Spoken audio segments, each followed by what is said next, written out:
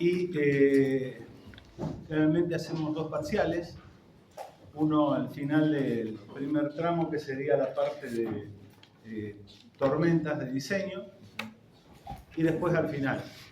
Generalmente tomamos un recuperatorio después de cada parcial, y los parciales se aprueban con 7 y tienen que responder las 2, 3, 4 preguntas que se hacen. No completas por ahí para llegar a 7, pero por lo menos demostrar que tienen noción de alguna, porque si no, hay algo que no vieron. Después de los parciales de cada recuperatorio, hay un global que generalmente se toma en febrero para darle más tiempo, y no sé si haremos otro global más este año. El año que viene va. Sí, no sé, creo que con uno solo es lo que queremos quedar acá, por eso es la reunión de hoy. Sí, incluso el programa oportunidades. Perfecto, va a haber un solo global en febrero. Entonces, vamos a empezar. ¿Alguna duda? Generalmente yo doy algo de hidráulica fluvial, si alcanza el tiempo doy una charla, más que nada, para que sepan lo que no saben. Hidráulica fluvial es una materia anual, para tener nociones. Para saber es un posgrado bastante denso. Por eso generalmente si tenemos, yo hace unos años, cuando estaba la hidráulica, la especialidad hidráulica, era una materia que se daba en un año. Y ahora juntaron hidrología, hidráulica fluvial, construcciones hidráulicas en una sola materia y en un cuatrimestre. O sea que es imposible, yo prefiero dar más elementos de hidrología para que estén preparados.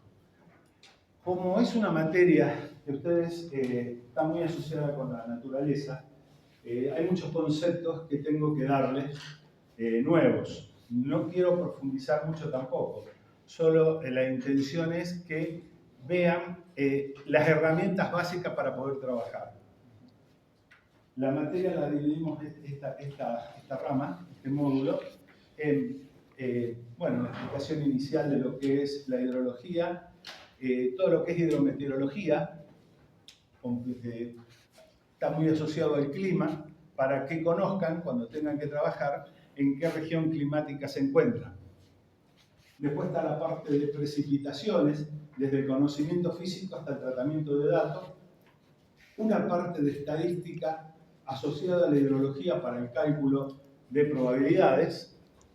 Después tenemos un área que vamos a ver ya, la parte aplicando estadística y aplicando las nociones que vimos, vamos a ver todo lo que es análisis de tormenta de diseño. Vamos a preparar tormentas para diseñar algunas estructuras que están asociadas con la hidráulica y la hidrología. A partir de eso vemos todo lo que es hidrogramas, crecidas, todo un módulo de comportamiento de las partes del ciclo hidrológico que vamos a ver, todo ese módulo de comportamiento que es importante para poder después aplicar o desarrollar modelos y aplicar la tormenta de diseño a los modelos para poder definir hidrogramas de crecida o crecidas de diseño para dimensionar estructuras hidráulicas o estructuras que están directamente asociadas con la hidráulica. Y por último vemos algo que es muy simple, cortito, aunque parezca simple, es complejo, que es todo lo que es disponibilidad de agua en un río. De cuánta agua disponemos para hacer determinados proyectos. Entonces, vamos a definir qué es la hidrología. La hidrología es una ciencia que estudia el agua en todos sus componentes. Estado sólido, líquido y gaseoso. Tanto en cantidad como en calidad. La distribución espacial y temporal. No. Value check. Entonces, está directamente relacionada con la naturaleza.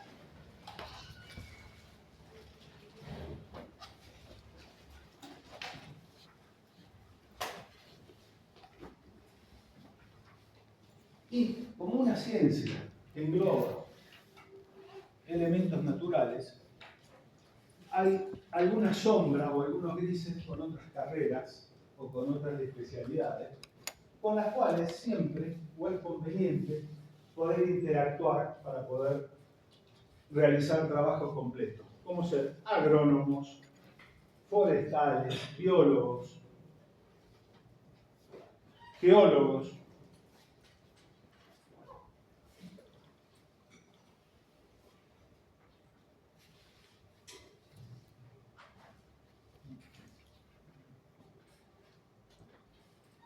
Y como está directamente asociada con la naturaleza, no tenemos una garantía del 100%, que no existe, de que va a suceder algo.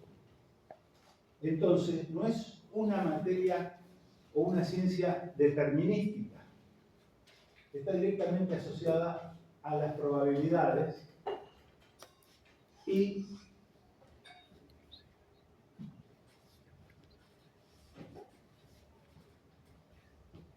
a la aleatoriedad de la ocurrencia de determinados fenómenos.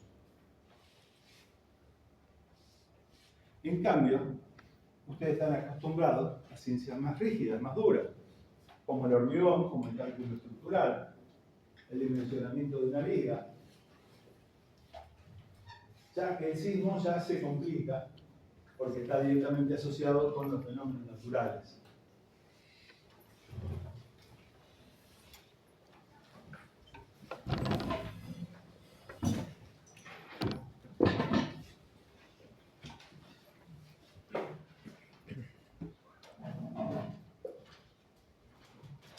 Cuando uno diseña una estructura hidráulica, hay alcantarillas, puentes. Vamos al caso del puente. Tiene un elemento estructural definido, rígido, matemático puro, que es la parte de las vigas y bases. Pero el nivel de agua que va a llegar a la corriente, el nivel de socavación, que va a depender del nivel de agua de la corriente y del material del lecho. Todo eso ya está más asociado con la naturaleza, principalmente la crecida. ¿Qué probabilidad va a tener la crecida? Y sí, tenemos una crecida de 250 años de recurrencia. ¿Cuántos años de vida útil tiene la obra? 25 años. Bueno, hay que definir cuántas veces se puede presentar esa crecida en los 25 años. Entonces, por ahí les va a romper un poco el esquema de conocimiento de ustedes desde el punto de vista de la rigidez del análisis estructural a lo distinto que es el análisis de fenómenos en la naturaleza.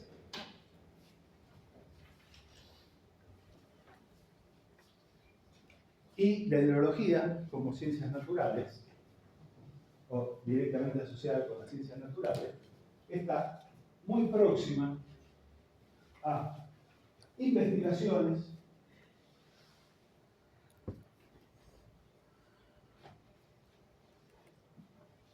desarrollos matemáticos y estadística cuando hay información.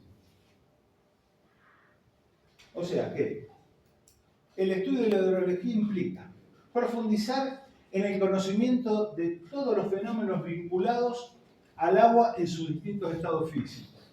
Examinar todas las leyes y principios que condicionan los procesos de ocurrencia, distribución y movimiento del agua en la superficie o subterránea. Esa es una rama de la hidrología que es la hidrología subterránea. La hidráulica ya se refiere más al movimiento del agua concentrado en cursos de agua, en canales. En cambio, la hidrología habla de la distribución superficial y cómo puede llegar a encauzarse en determinadas secciones de un río.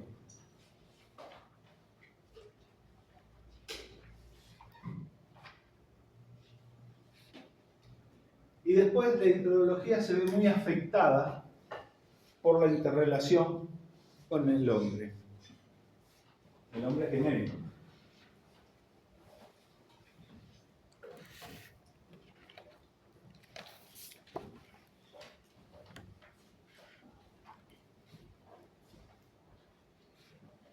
Cualquier estudio que se haga de hidrología y que haya algún cambio físico, ambiental específico, ya ese estudio es muy factible que pierda la rigurosidad. ¿Por qué? Porque se cambiaron las condiciones del entorno.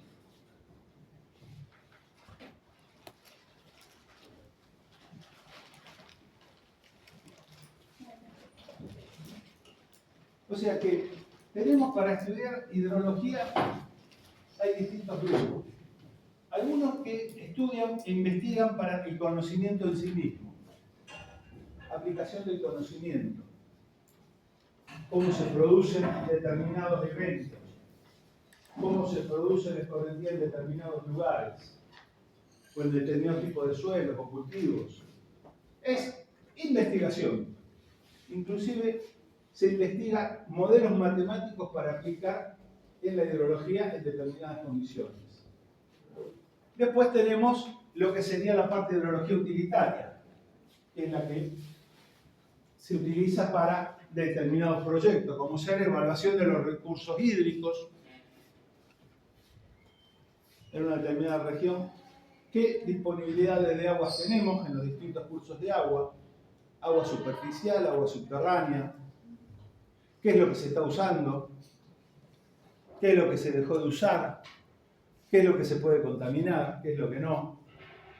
Eso es una evaluación íntegra de los recursos hídricos. Y a partir de ahí también se puede hacer una planificación del uso de los recursos hídricos. Tenemos una serie de embalses, ¿cómo los utilizamos? Se planifica qué nivel de agua se utiliza para generación de energía, para riego, para consumo humano. O sea, toda una planificación. Y si es un embalse, si es un sistema de embalse, hay que planificar cómo se manejan los distintos embalses en forma conjunta. Para eso hay modelos específicos o hay que construir un modelo específico de planificación de uso del recurso. ¿Qué es lo que se pierde por evaporación? ¿Qué es lo que ingresa? ¿Qué es lo que sale? Son los distintos elementos. Y ahí viene lo que sería, a partir de la planificación, cómo se operarían los distintos elementos de las distintas obras para poder llegar a la planificación. Después son estudios específicos hidrológicos, podemos sentarnos en eso, para determinar parámetros para dimensionamiento hidráulico de distintas estructuras. Caudal de diseño, nivel de agua del río, velocidad de la corriente.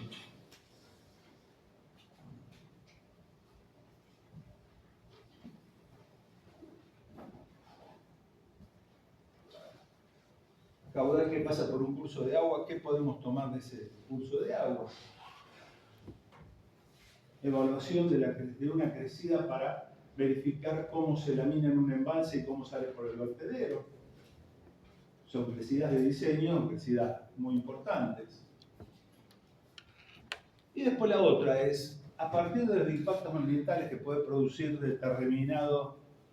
determinada obra, hacer un estudio hidrológico para el manejo del recurso sin que, o disminuyendo el impacto ambiental que puede generar esa obra. O sea, la hidrología entra en muchísimos proyectos.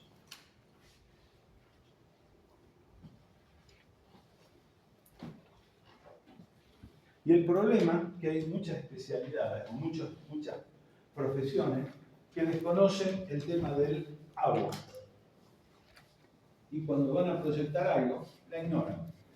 Y el primer problema que tienen es cuando se produce una tormenta muy grande o una crecida del río. Yo tuve la oportunidad de trabajar con varios arquitectos y todos ellos me decían, nunca vimos nada del agua. Entonces, tenían un terreno para proyectar una casa y la hacían en la parte baja, en la vaguada, porque le quedaba lindo. Claro, la primera lluvia se le inundaba. Vayan a la, ¿cómo se llama? La Valle Escondido, no el otro que está al lado. Exacto. Bueno, ahí el arquitecto le gustó y justo enfrente de una quebrada que pegaba una curva. La casa la puso en la curva, dentro derecho, casa de varios millones de dólares. Tuvieron agua hasta en la heladera. Bueno, ese es un problema que cuando trabajamos con muchas profesiones, con gente de distintas profesiones, tenemos que explicarles cómo es el manejo del agua y qué es lo que sucede con el agua. ¿Cuánto han hecho aprovechando un zanjón, una pileta? La primera lluvia se le llenó de barro. ¿Por qué? Excavamos menos, claro, ahora después va a tener que sacar todos los años, 3 o 4 veces al año va a tener que sacar barro de la pileta. ¿Por qué? Porque desconocen lo que es el tema del agua. Y ese desconocimiento lleva a serios problemas. Es importante que los ingenieros sepamos orientarlos en esos temas.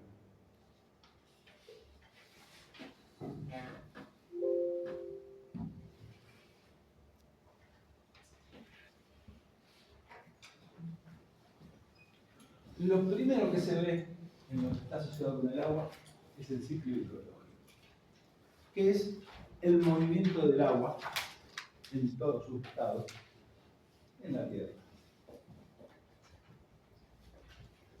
Hay una canción muy vieja que dice que todos los ríos van al mar, pero este nunca se llenará. Todo el agua, los ríos volverán a donde salieron para comenzar de nuevo. Y eso es lo que pasa. En un ciclo hidrológico, no sé si alcanzan a ver bien el esquema. Yo de allá no lo veo, pero es cielo. Tenemos a nivel global océano y continente. Del océano se produce evaporación. La evaporación genera nubes que precipitan sobre el mar. Pero a su vez las corrientes de viento las llevan hacia el continente. Entonces, precipita sobre el continente. Esa precipitación sobre el continente escurre y tarde o temprano llega a los mares o a las superficies de agua, a los volúmenes de agua. Entonces es un ciclo completamente cerrado donde hay evaporación, precipitación y transporte en masa en forma de nubes y transporte en masa en forma de agua por el movimiento superficial. Es un ciclo cerrado completamente, donde teóricamente no tiene que haber pérdida de agua. Si vamos a un esquema como este, un dibujo como este, tenemos zonas de precipitaciones, zonas de evaporación, formación de laguna con evaporación, escurrimiento superficial que van hacia la laguna o hacia el mar. De ahí vuelve a evaporarse, vuelve a precipitar, precipita en forma de agua de lluvia o en forma de nieve. Cuando es extremadamente frío se forma hielo que con el tiempo se derrite y esa agua vuelve a evaporarse, vuelve a los cursos de agua, al mar, a las lagunas. Pero para todo esto, ¿qué se necesita? Energía para armar el ciclo hidrológico. Y la energía, ¿de dónde se obtiene? De la radiación solar. La radiación solar es la fuente básica de energía del ciclo hidrológico.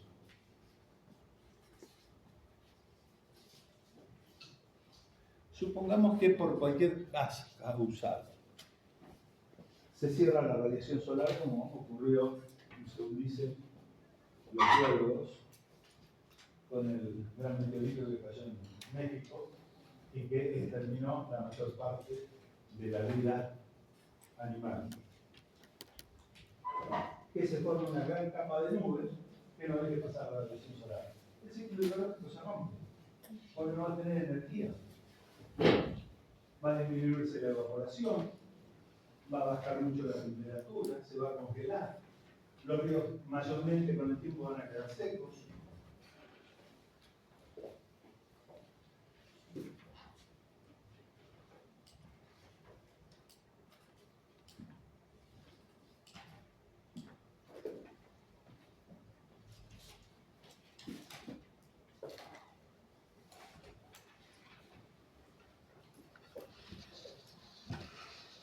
Todos los procesos asociados con la hidrología se producen desde el nivel del suelo y en la atmósfera hasta la troposfera. Aproximadamente el 95% de los procesos se producen en esa capa. Un poquito más alto está la higrósfera, que incluye una parte mínima de la estratosfera. Más que nada por la circulación del aire.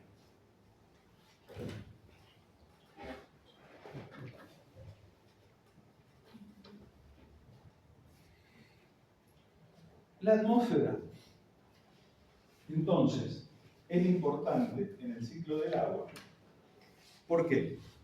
Porque es un enorme depósito de agua, tanto en forma de vapor como en forma de microgotas de agua que son las nubes. Es el ambiente donde se produce el transporte a partir del movimiento del aire de todo ese vapor de agua y oriundo de océano al continente y de continente al océano, dependiendo de la dirección de los vientos.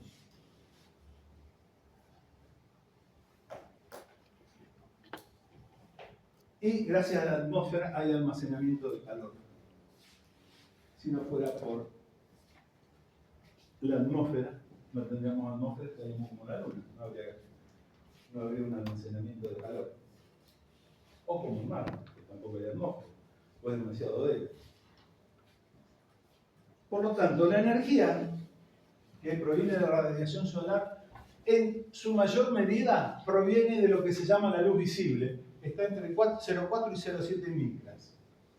De los rayos UV, aproximadamente desde las 0,25 micras. 0,25, 0,30 micras aportan radiación, aportan energía. Esa es una gráfica que usted la tiene que haber visto en física, que está energía en función de unidades de energía sobre centímetros cuadrados. Supongo que lo han visto en física. No.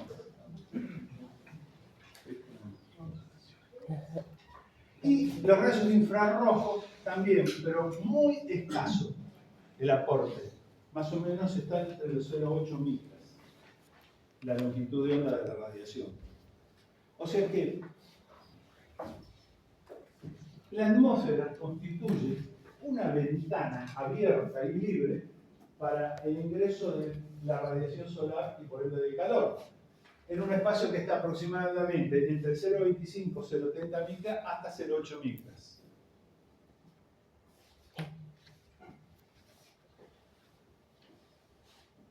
Ahora, no toda la energía que sale llega y es aprovechada por la Tierra,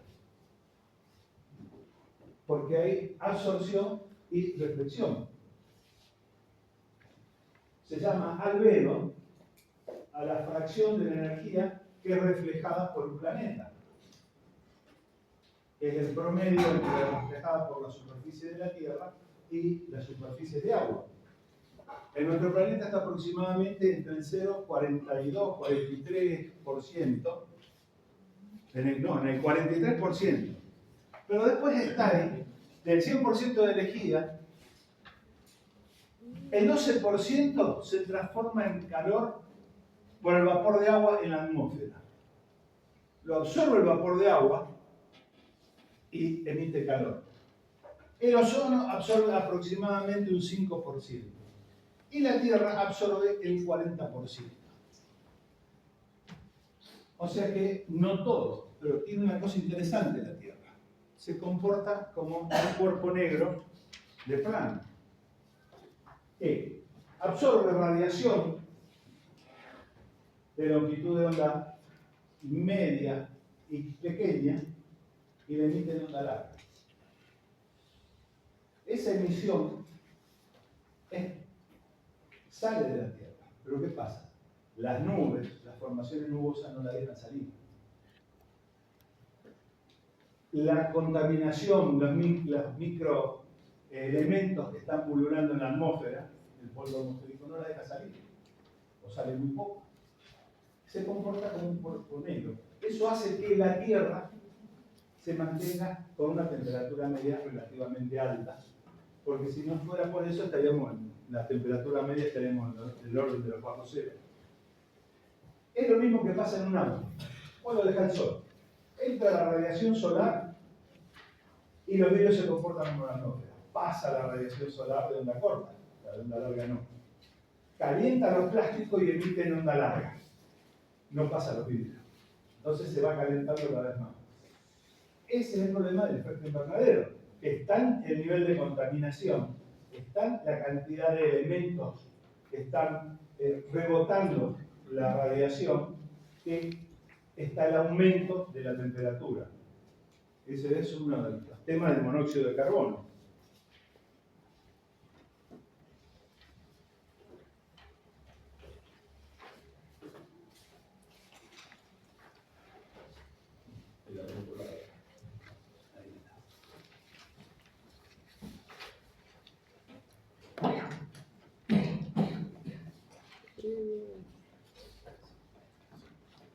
Cualquier duda que tengan, cualquier pregunta, por favor, pálme y díganme, porque yo sí hablo, porque sigo hablando porque creo que me entienden.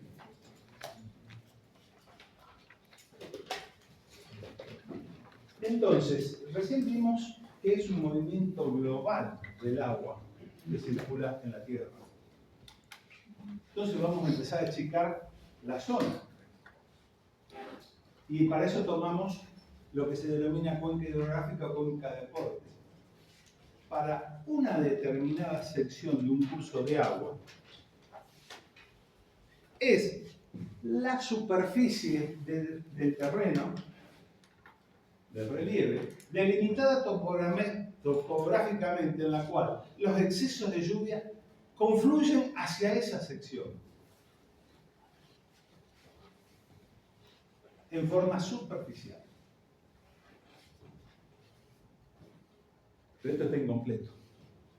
¿Qué pasa con el agua subterránea?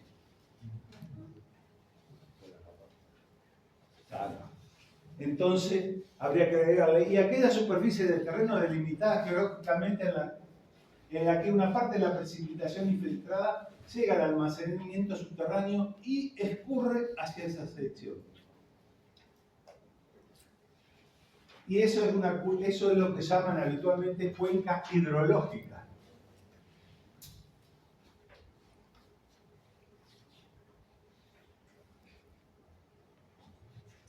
Muchas veces, principalmente en zonas de llanura, la cuenca de escurrimiento superficial no coincide con el escurrimiento subterráneo.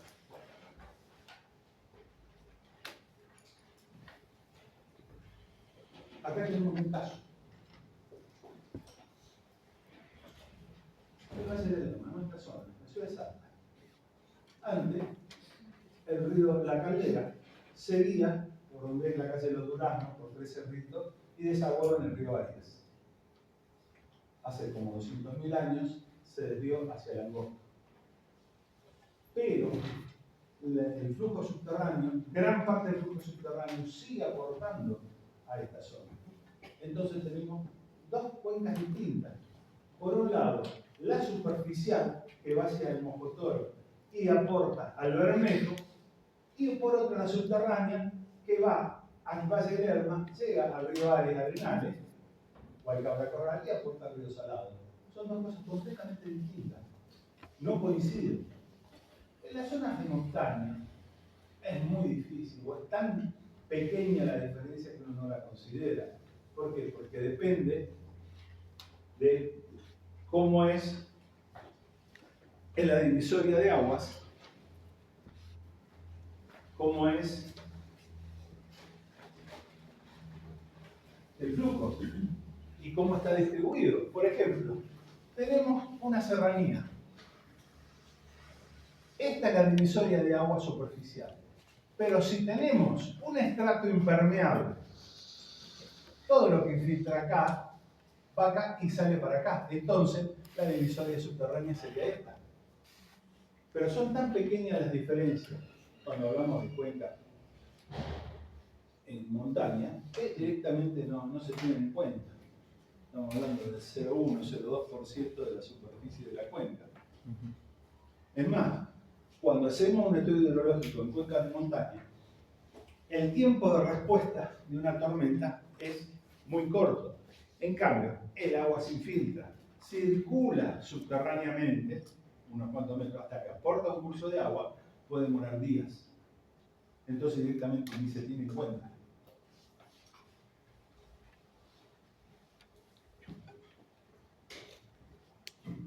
Acá está un ejemplo entre las coincidencias de una cuenca con divisoria subterránea. Por ejemplo, lo que cae, esta es la divisoria subterránea y esto va para esta cuenca, pero superficialmente va para esta.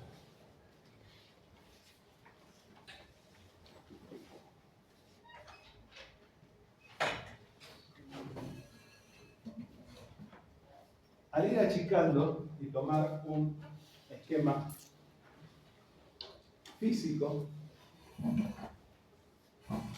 en pequeña escala de una cuenca, a nivel cuenca, el ciclo hidrológico tiene lo que es la variable de entrada, que es la excitación, es la precipitación. El agua que precipita cae sobre la superficie. Primero puede caer sobre vegetación. Eso es la intercepción. Solo la vegetación tiene un pequeño volumen de almacenamiento, a partir del cual ya empieza a volcar y caer en el suelo nuevamente.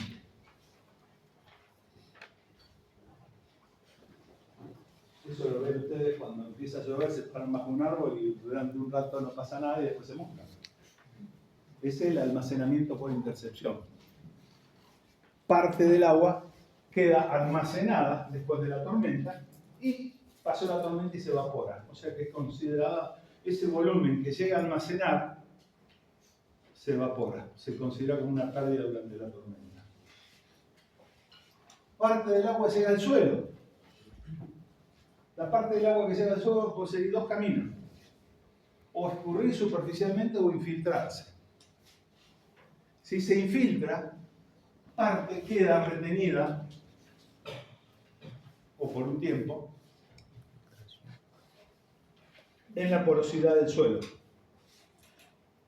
Y por gravedad va bajando a medida que va recargando. Cuando el peso dentro de la humedad del suelo, dentro de las microgotas, supera la tensión de adherencia de las partículas del suelo, continúa bajando, hasta llegar a un almacenamiento, que es el almacenamiento de agua freática, que con el tiempo puede llegar a aflorar o salir nuevamente hacia los cursos de agua. Si aflora, se puede infiltrar de nuevo o escurre superficialmente. El agua que escurre superficialmente puede quedar retenida en depresiones y o llegar a los cursos de agua. Flujo superficial y los cursos de agua son alimentados por el escurrimiento subterráneo y el escurrimiento superficial. Y parte del agua queda retenida en depresiones o queda en lagunas que termina evaporándose. Pasan a ser pérdidas. A menos que se desborde la depresión y salga.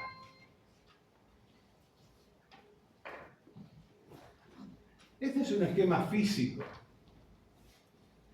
matemático, diagrama de Bloch. Podemos plantear la variable de entrada, precipitación, que parte antes de llegar al suelo, parte se evapora. El primer almacenamiento es el almacenamiento de intercepción, que una vez finalizada la tormenta, el agua que queda almacenada es evaporada. Y la que excede el nivel de almacenamiento cae al suelo, ya sea por goteo o escurre por el tronco. Pero también parte de la precipitación llega al almacenamiento del suelo. Como les decía, parte puede escurrir superficialmente y parte se infiltra. Lo que se infiltra llega al almacenamiento de humedad del suelo. La infiltración es un proceso.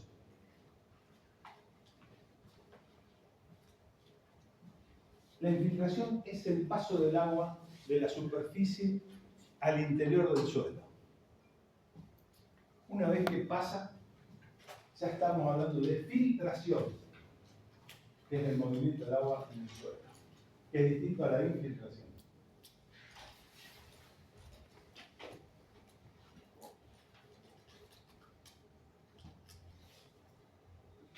Del almacenamiento superficial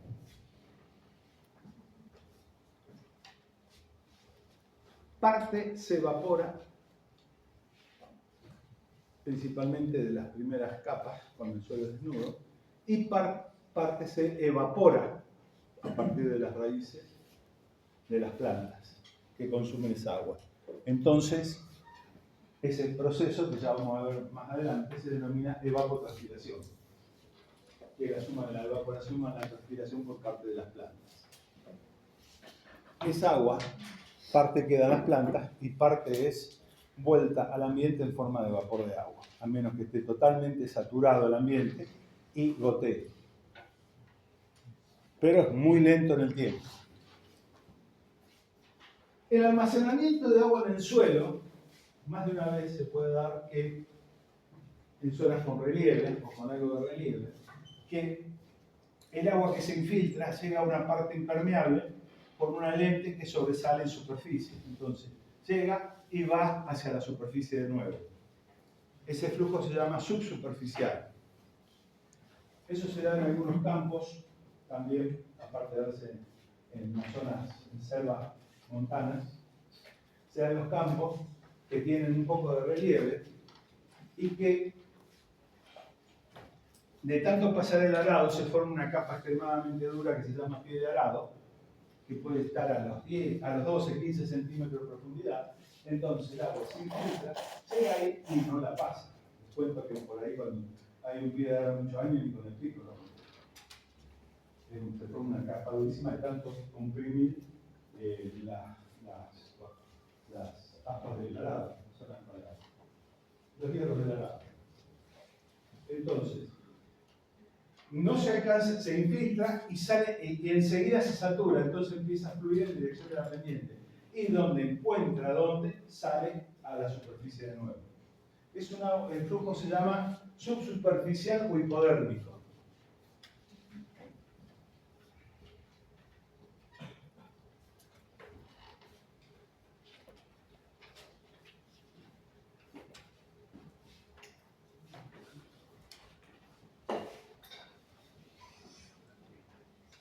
La suma del flujo superficial más el subsuperficial se denomina escurrimiento directo, o flujo directo.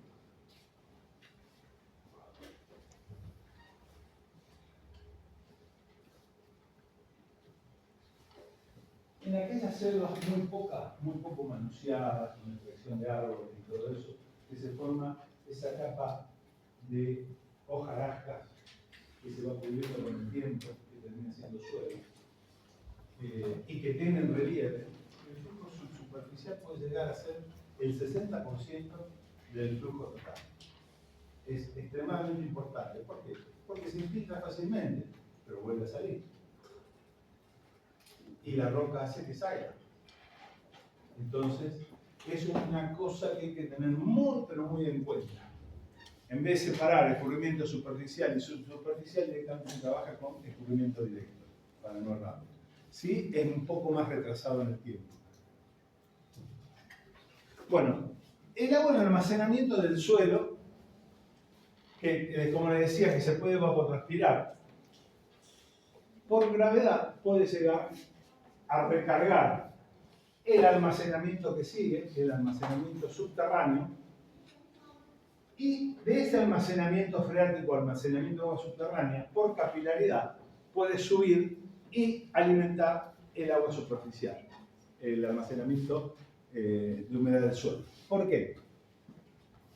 La tensión superficial del agua supera el peso de la columna de agua que asciende, puede salir a la superficie y puede llegar a alimentar superficialmente.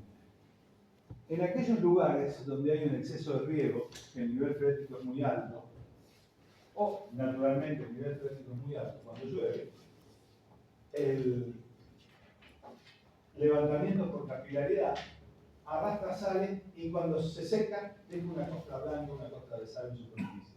Y eso es culpa del nivel freático demasiado alto y del ascenso capilar. Claro, porque es una columna de agua muy finita que tiene tensiones superficiales que hacen que suba. Y esa tensión superficial es superior al peso de esa columna de agua. Por eso puede subir hasta que se equiparan. Puede llegar a ver 2 metros, 1,5 metros, 2 metros, 3 metros, dependiendo de la porosidad del suelo. Realmente se lo pasa en suelo fino. En suelos gravas o arenas gruesas no llega a subir mucho. Pero en suelo franco, suelo limo arenoso, sí, puede suceder. Y sucede. Entonces, tenemos, por un lado, por capilaridad, alimenta el agua, el almacenamiento freático alimenta el agua en el suelo. Y recarga por gravedad. Este almacenamiento freático alimenta el escurrimiento del río. Es el volumen de agua que podemos llegar a medir, mensurar en los cursos de agua en pleno estiaje cuando no llueve. Y si uno se pone a analizar numéricamente, el volumen de agua que produce el almacenamiento freático puede ser varias veces superior al escurrimiento superficial, porque es el que se produce durante la lluvia. Podés tener 3, 4 lluvias al año que te provocan crecida, pero tenés aporte de agua casi todo el año. Y todo ese volumen es mucho mayor que, por más que sean picos grandes, es mucho mayor que el de las crecidas.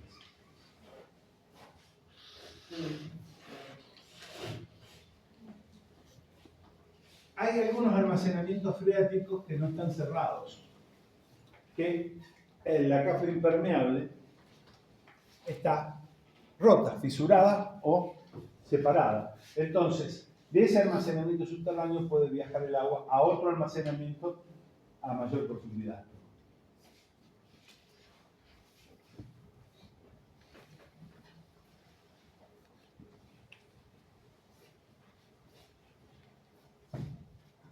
Puede recibir aportes subterráneos de otra cuenca, con la divisoria de agua que es tan visible, o puede recargarse por el escurrimiento total.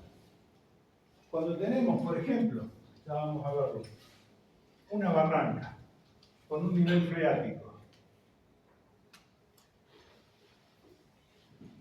que alimenta un curso de agua, este curso crece y genera un aporte hacia el interior, que durante la crecida puede llegar a ser apenas importante. En el tiempo se tiende a equilibrar, porque cuando baja el río, el aporte vuelve al cauce. A menos que se produzca un desborde importante. Y esa agua que se desbordó queda retenida y se infiltra y se evapora con el tiempo. Y parte, una vez que se infiltra, vuelve al cauce. Generalmente los ríos de llanura tienen a los costados del cauce activo, el cauce principal, unos terraplenes naturales que se denominan albardones, producto de la deposición de sedimentos durante crecidas, durante tantas crecidas. Cuando crece ese río y vence el albardón, el agua queda estancada ahí arriba. A lo sumo escurre un poco, pero queda estancada, y por mucho tiempo. Y si el suelo, el material es permeable, se vuelve a infiltrar. Si no, se termina evaporando, se pierde.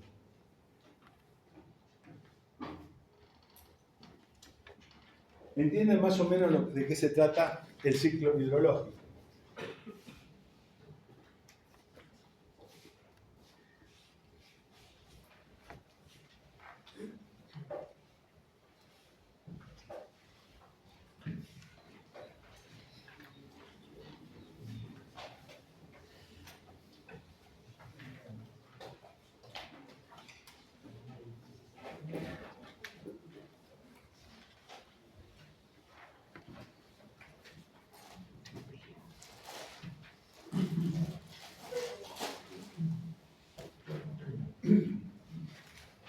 temperatura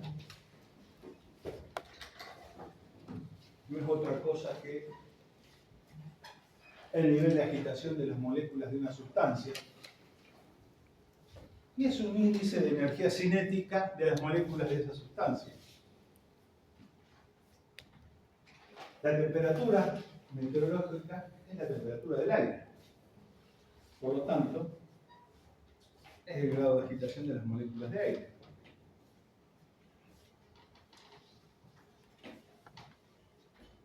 Temperatura que en meteorología se mide a la zona en un lugar muy particular que se denomina riego meteorológico, que es una casilla, todas con ventanas con aberturas para que pueda circular el aire libremente a una altura media de una altura de 1,5 metros con respecto al nivel del suelo.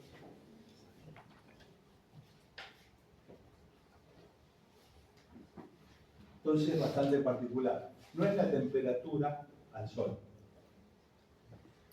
Yo eso lo viví el 30 de diciembre en Río Piedra, y no por la zona de... Sí, en el límite de Sal de Jujuy. 39 grados de temperatura al aire, medido con un reloj, con un sensor lo pusimos a la sombra. Bueno, ¿cuánto estamos en lomo al sol con el topógrafo? ¿Cuánto? 63. Estábamos pasteurizados. Pero la temperatura que vale y la que se utiliza normalmente es la medida en los códigos meteorológicos. Y es la real. Esa temperatura está influenciada por la latitud. ¿Por qué? Por el grado de inclinación de la radiación solar con respecto a la Tierra. ¿Por qué en Ecuador hace más calor que en los polos, cerca de los polos?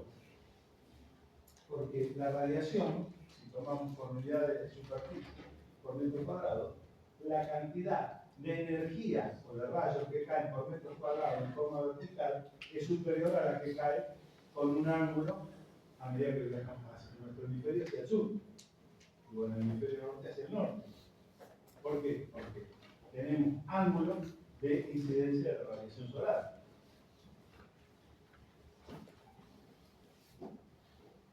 De ahí que la temperatura en el Ecuador es superior a la temperatura a medida que nos acercamos a los polos.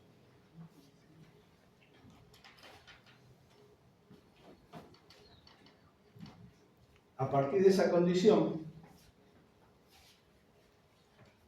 si sería solamente esa la variación, entonces la temperatura a lo largo de un meridiano sería uniforme, cosa que no sucede. ¿Por qué? Por la diferencia o la existencia de continentes y océanos. Si sería toda una superficie de continente o toda una superficie de océano, sería paralela. Pero ¿qué pasa? Al haber intercepciones de océano o mares o grandes superficies de agua y grandes superficies de tierra, hay variaciones. ¿Por qué? Porque es distinto el nivel de absorción de la radiación solar que genera en la temperatura en la Tierra que en el mar. En la Tierra se va transmitiendo, se calienta rápidamente y se enfría rápidamente porque se transmite molécula a molécula. En el agua se produce la convección. ¿Qué es eso? Se va calentando en superficie y empieza a producirse una circulación apenas observable, pero hace que el agua se caliente más lentamente y se enfríe más lentamente. Por eso, cuando uno va al mar, en pleno verano el agua la siente fría y en pleno invierno no la siente tan fría con respecto al ambiente lateral. Normalmente,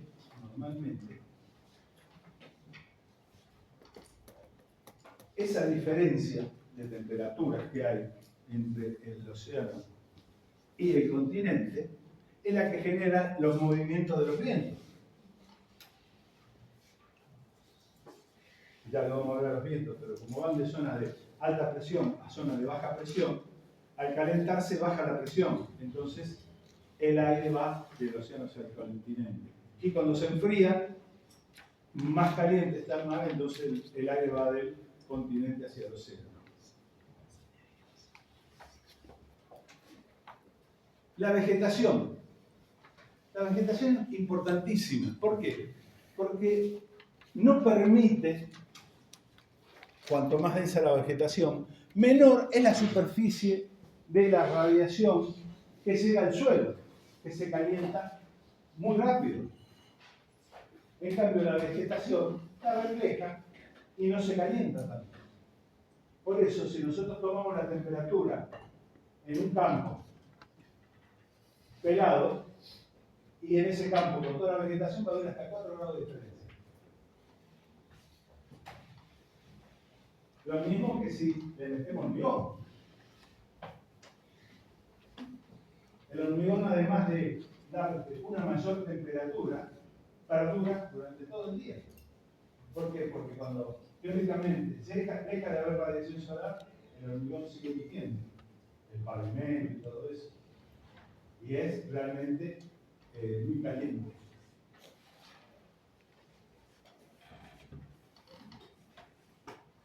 A medida que subimos, por ejemplo, alargamos, lo que antes se hacía, se largaba un globo con sensores de temperatura, y a medida que subíamos, que sube el globo, va disminuyendo la temperatura, como es lógico. Se produce una disminución de temperatura con la altura.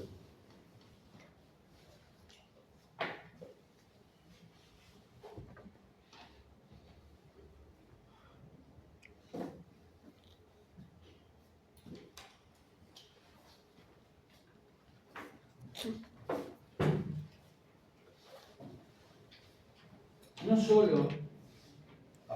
solo con la altura del aire, sino que a medida que subimos geográficamente, la temperatura disminuye. Por eso, por ejemplo, la temperatura que hay en Güemes es mucho más elevada que la que tenemos en Salta capital.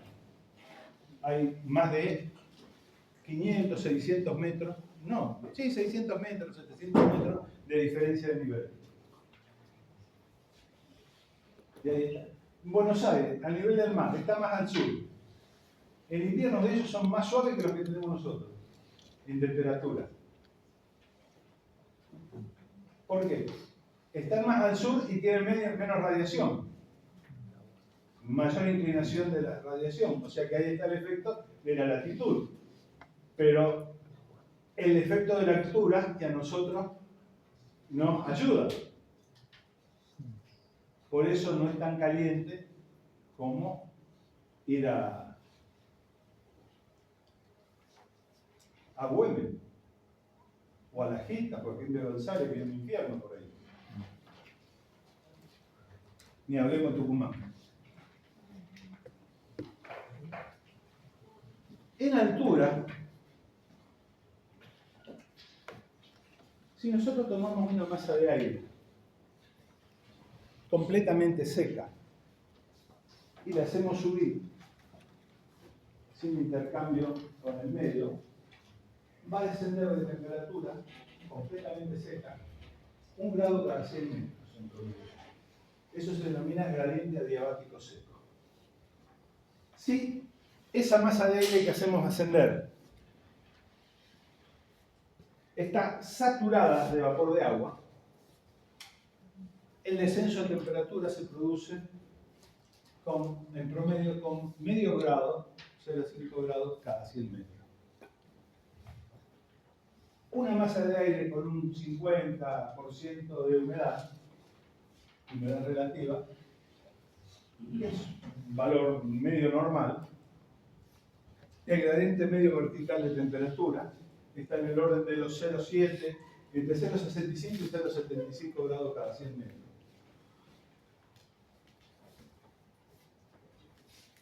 Y ya vamos sin descanso. Pasa que empezamos tarde, no me daban el aula. Tuve que ir a que no me la quiso dar. No, nadie la petiza.